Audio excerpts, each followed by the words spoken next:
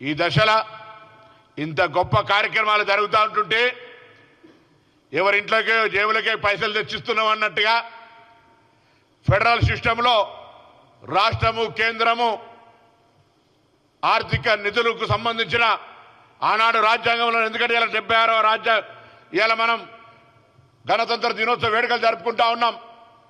ఈ వేడుకలు జరుపుకునే సందర్భంగా ఫెడరల్ సిస్టంలో కొన్ని రాష్ట్రానికి సంబంధించిన కార్యక్రమాలు, కొన్ని కేంద్రానికి సంబంధించిన కార్యక్రమాలు, కొన్ని ఇద్దరు కలిసి జరిపే కార్యక్రమాలు ఉమ్మడి జాబితాలో ఉండే విధంగా మనం రాజ్యాంగాన్ని ఏర్పరచుకున్నాం. అది తెలియకుండా అవగాహన లేకుండా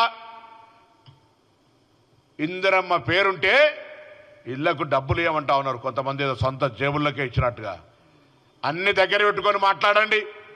ఇప్పటికే తెలంగాణ బీజేపీ తెలంగాణ ప్రజలకు మోసం చేసింది. తెలంగాణ ప్రజలకు సంబంధించి తెలంగాణ రాష్ట్ర ఏర్పాటుతో 10 సంవత్సరాల అధికారం ఉన్న కేంద్రంలో మీరు విభజన హామీలు అమలు చేయకపోగా తెలంగాణ ఏర్పాటును ప్రధానమంత్రి స్వయంగా పార్లమెంట్లో విమర్శ చేసి అవమానపరిస్తే మాట్లాడని మీరు బడ్జెట్లో నిధులు కేటాయించకపోతే గత 10 సంవత్సరాలేమో ఉన్న రాష్ట్ర ప్రభుత్వం మమ్మల్ని అడుగుతలేదు, సత్సంబంధాలు లేవు, ప్రభుత్వంలో కేంద్రము రాష్ట్రము ఉమ్మడి జాబితాల చట్టము రాష్ట్రాలు పరస్పరం గౌరవించుకోవాలి కేంద్రము రాష్ట్రం అన్నారు.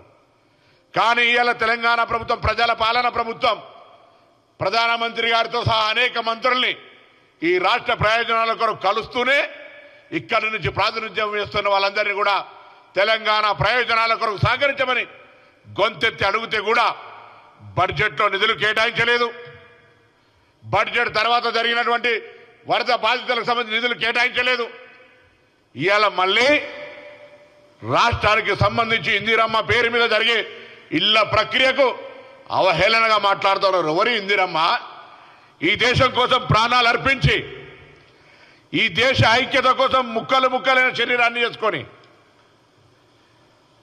ఆనాడు మీ నాయకుడు అటల్ బిహారీ వాజ్పేయి తోటి దుర్గా మాతగా పోల్చబడ్డటువంటి ఇందిరమ్మ గురించి మాట్లాడుతున్నారే.